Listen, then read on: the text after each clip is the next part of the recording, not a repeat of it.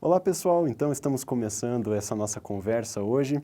Aqui nós vamos receber nos nossos estúdios o professor doutor Carlos Williams Jacques Moraes, que é professor da UEPG e trabalha na coordenação dos cursos de pedagogia, tanto presencial quanto à distância lá na Universidade de Ponta Grossa, e também nos cursos de jornalismo e mestrado em comunicação. Professor, você veio aqui a convite do grupo de pesquisa, né, de História, Sociedade e Educação no Brasil, né, para dar uma palestra aqui na Unicentro, e hoje a gente vai conversar também, levando conteúdo para os nossos outras pessoas que podem querer se interessar por esses conteúdos, né? Quero agradecer, Júlio, o convite de poder vir aqui ao Núcleo de Educação à Distância da Unicentro, né? É sempre um prazer, mais uma vez, voltar a essa instituição e é muito bom também reconhecer as ações do Núcleo aqui de Educação à Distância, uma vez que também trabalho com o Núcleo de Educação à Distância lá na UEPG, e muitas vezes encontramos vocês em alguns polos de apoio presencial, né? Quando a gente vê as instituições co-irmãs, né, participando juntos desse grande projeto, é sempre saber que a gente está no rumo certo e que, de uma certa maneira, democratizamos o acesso ao ensino superior nas diferentes instâncias aqui do nosso estado do Paraná. Certo. Como eu falei, o professor Carlos veio aqui a pedido do grupo de pesquisa, né, História, Sociedade e Educação no Brasil, e ele veio aqui proferir a palestra Habermas e a Educação. Professor, eu queria começar com uma pergunta aqui. Habermas é um pensador moderno no mesmo sentido que os outros pensadores iluministas, desde Kant e outros desta mesma corrente de pensamento? Ok, Júlio. Veja, Habermas, né, um filósofo ainda vivo, né, nasceu em 1929, em Düsseldorf, na Alemanha, e que segue toda uma tradição, né, do pensamento alemão que busca referendar, né, algumas teses do pensamento moderno. Então, só para que a gente possa ter uma noção, o que pretendia o projeto do pensamento moderno, uma perspectiva iluminista do século XVIII. Pretendia, por meio do uso, a defesa do uso da razão, né, tanto do ponto de vista teórico como do ponto de vista prático, defender que quanto mais razão, mais progresso para a humanidade e, consequentemente, os indivíduos também poderiam ter mais autonomia, né, serem emancipados e viverem livremente. Tá? Então, autonomia, emancipação e liberdade são ideais que foram defendidos ainda na perspectiva da filosofia moderna, né, segundo os ideais da racionalidade iluminista.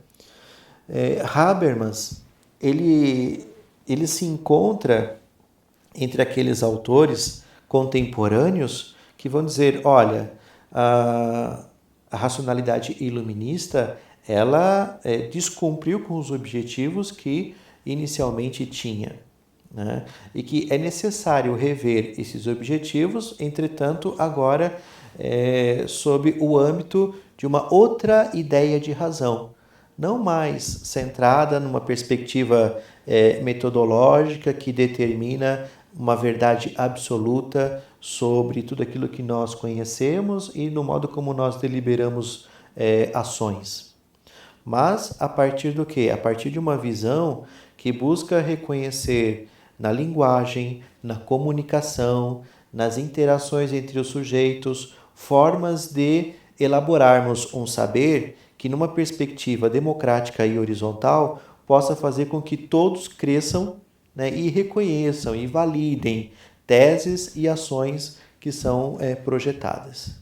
É nesse ponto que eu queria chegar também, né? Que hoje em dia todo mundo concorda se disser que para melhorar a nossa vida em sociedade a gente precisa de educação, né? Mas rompendo até às vezes com as expectativas dos filósofos iluministas, o século XX provou para a gente que muito da razão foi utilizado para o mal, né? Como que a gente pode entender o pensamento de Habermas nesse sentido? É interessante, né? Porque havia um projeto de razão né, na perspectiva iluminista. E essa razão, ela, é claro, ela gerou muitos avanços para a sociedade quando a gente pensa nas descobertas que foram feitas tanto no século XIX como no século XX. Né? Entretanto, quando essa mesma razão se associa a interesses de poder, tanto do ponto de vista político como do ponto de vista econômico, interesses de dominação, sobretudo, né, ela deixa de se tornar princípio motor, né, tanto das nossas deliberações cognitivas como das nossas próprias ações. Quer dizer, a razão se permite instrumentalizar por outros projetos. Tá? Quando ela faz isso, o que acontece? Ela pode se tornar uma instância de dominação e também até mesmo de destruição, né, da própria humanidade. Então, veja, uma razão capaz de produzir, vamos pensar aqui, em todo esse aparato tecnológico que nós temos nesse momento acesso e a possibilidade de exercer interação com todas as pessoas que nos assistem, essa mesma razão é capaz de produzir, por exemplo, uma bomba atômica. Essa mesma razão é capaz de construir, num projeto de engenharia, um campo de concentração como aquele de Auschwitz, por exemplo, cuja racionalidade técnica e instrumental, numa perspectiva taylorista-fordista, né, otimizava a produção. Mas a produção do quê? De corpos humanos. Né? Quer dizer, uma engenharia do mal nesse caso. Mas o problema não está na razão. Se encontra no princípio motor desta deliberação, que se associa, nesse caso, à noção de instinto, à noção de dominação, aquilo que é mais raso, né, porque se aproxima também de tudo aquilo que no ser humano também é animal. Tá? Então, quando, na perspectiva de uma revisão da racionalidade iluminista, nós consideramos, olha, me diga sobre o que você está pensando, para que a gente possa validar ou não este mesmo pensamento. Visa fazer o quê? Visa, primeiro, nós poderíamos dizer assim, desconstituir qualquer tipo de plano maquiavélico centrado na primeira pessoa. Né? No eu penso, eu determino, eu quero que seja assim. Então, quer dizer, quando você apresenta o que você está pensando, eu tenho a possibilidade aqui de validar ou não este mesmo pensamento. E aí dizer, não, não é bem por aí. Né? Agora, isso é linguagem. Isso são acordos comunicacionais que acontecem. Então, no âmbito da linguagem, nós temos a possibilidade de deflagrar esses mesmos esquemas, materializando-os. Tá? E Habermas aqui nos apresenta esse fato como fundamental para que a gente possa rever projetos que sejam construtivos para a sociedade. Tá? É interessante notar que, tanto do ponto de vista teórico, ou seja, na construção do conhecimento, como também nas questões das deliberações sobre nossas ações, nós temos a possibilidade de ver impactos sobre a educação, né? Impactos da teoria de Habermas sobre a educação. Então, como que nós verificamos isso? Por exemplo, o professor, numa perspectiva didática que determina, que se autodetermina centro da prática educativa e que considera que só ele fala, ele é dono da verdade e os alunos são apenas meros receptores passivos, né, do conhecimento que está sendo transmitido, nós temos aqui uma visão que não concorre para aquilo que Habermas defende, que é o quê? De interação. Né? Que é aquela visão em que o aluno participa ativamente, que o aluno ele fala sobre as experiências que ele viveu e ressignifica essas mesmas experiências na medida em que a sua fala ela é valorizada, ela é reconhecida, mas ela é também problematizada pelas falas dos demais colegas e também pela fala do professor. Então, você tem a possibilidade, nesse caso, de estabelecer relações horizontais entre todos os sujeitos, né? Aquilo que a gente chama de intersubjetividade para a produção do conhecimento, que é conhecimento objetivo, mas que é também conhecimento que precisa ser relativizado. Por quê? Porque está sempre em movimento, né, por melhores significações, na medida que as pessoas ressignificam suas próprias experiências. Isso é absolutamente pedagógico, não é? E nesse sentido, concorre também para uma compreensão de uma educação que é democrática, né? Quer dizer, então não se pauta pela uma autocracia, de um discurso monista, né, de um discurso que a gente diz centrado na primeira pessoa. Não, valoriza todos os sujeitos. Essa é a compreensão do paradigma da linguagem ou do paradigma comunicacional de Habermas. No plano, por exemplo, prático, nós poderíamos pensar aqui numa outra área da formação de professores fundamental, que é, por exemplo, a área de gestão educacional, né? Não só da formação de professores, como também da própria forma de organização da escola. Veja, hoje nós falamos tanto de conselhos escolares, nós falamos tanto sobre órgãos colegiados, né? Quando nós pensamos nessas formas de organização do espaço educacional, e também nas nossas universidades, nós prezamos muito por esse tipo de conduta, nós estamos aqui justamente pensando em ações que são coordenadas, ou seja, são ordenadas coletivamente, conjuntamente. Tá? E como que nós materializamos a teoria de Habermas nessas mesmas ações de gestão? Quando aquele que assume um papel de coordenador, ele é capaz de chegar e falar, vamos decidir juntos, né? Vamos produzir projetos que atendam o interesse público. Vamos fazer com que as nossas deliberações, né, sejam sempre ouvidas a partir dos seus próprios pares e respeitados nas suas próprias decisões. Quer dizer, é a ideia de uma democracia social que busca reconhecer todos os sujeitos como importantes no processo pedagógico. Então, professor, nesse pensamento de Habermas ele tem para contribuir em vários níveis, vamos dizer, dentro da educação mesmo, seja na gestão, seja na própria conduta do professor dentro de sala de aula. Sim, é bem importante perceber que tanto na gestão do conhecimento, como na gestão das formas de organização do espaço escolar, né, e eu diria ainda mais, né, quando hoje nós pensamos nas deliberações de políticas públicas na área de educação. Tá? Toda a discussão hoje, por exemplo, sobre diretrizes de formação de professores, tais diretrizes precisam ser discutidas coletivamente, né? Hoje nós temos um debate, né, que está sendo realizado sobre uma possível reforma do ensino médio. Nós não podemos pensar que uma reforma como essa, da envergadura, da sua importância, né, seja realizado de modo autocrático num Estado que nós chamamos Estado Democrático de Direito.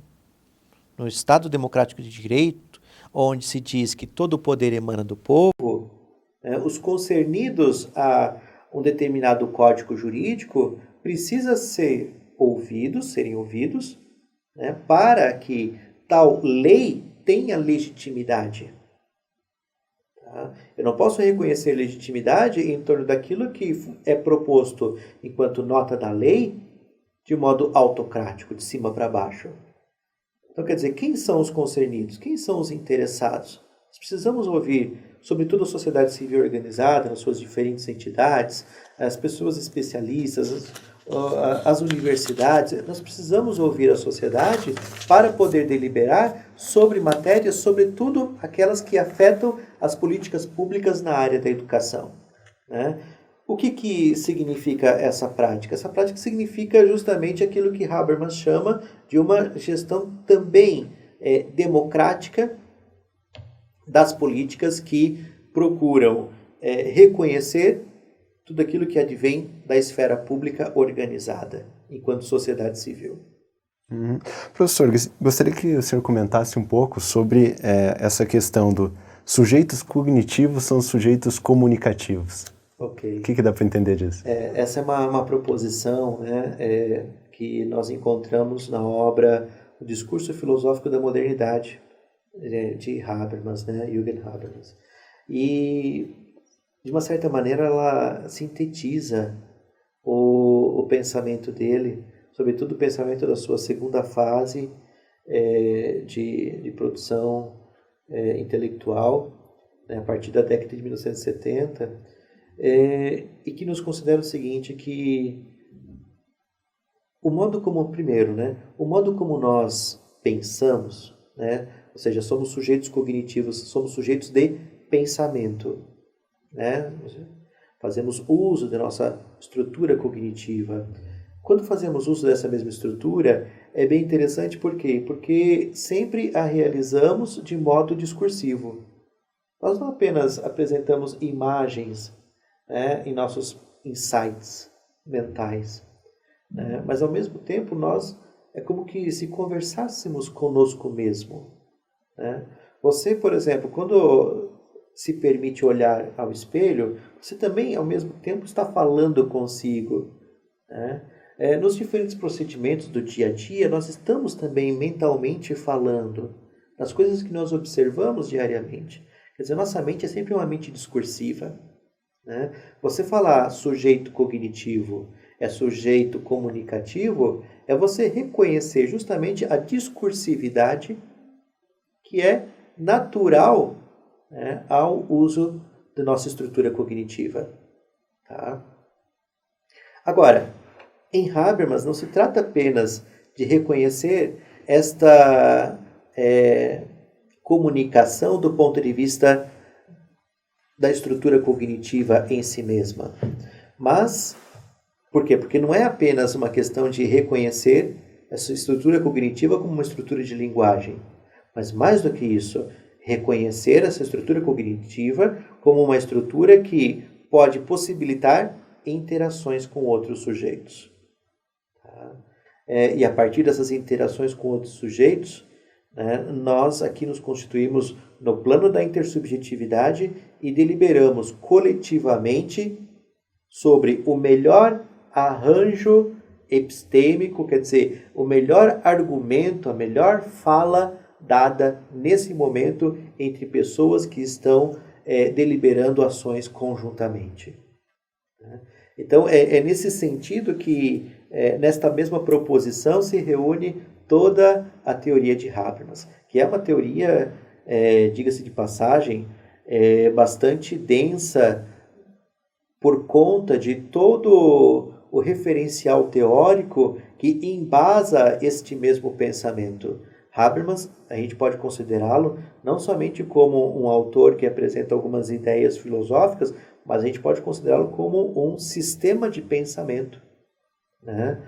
Considerando, inclusive, como o maior filósofo da segunda metade do século XX, né? Pelo menos no meu pensamento, né? Na minha perspectiva. Heidegger, na primeira metade do século XX.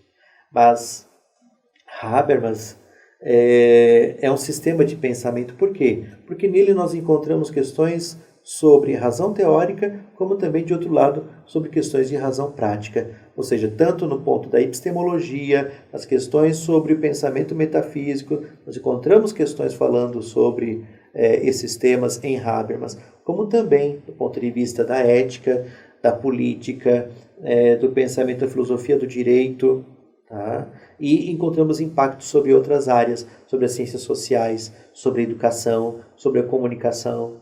Então, Habermas, nesse sentido, é um sistema de pensamento, né? E que requer, acho que, para quem deseja, sobretudo, se enveredar pela pesquisa sobre suas ideias, né, acho que vale muito a pena. Por quê? Porque nós estamos, junto desse autor, vislumbrando também projetos de sociedade, em que, sobretudo, a democracia seja valorizada. Obrigado pela participação, professor. Então, espero que a gente possa se encontrar outras vezes para outras conversas também. Eu que agradeço, Júlio, e está sempre à disposição, né? E quero deixar aqui a minha saudação para todo o grupo do Núcleo de Educação à Distância da Unicentro. Obrigado, pessoal. Até a próxima.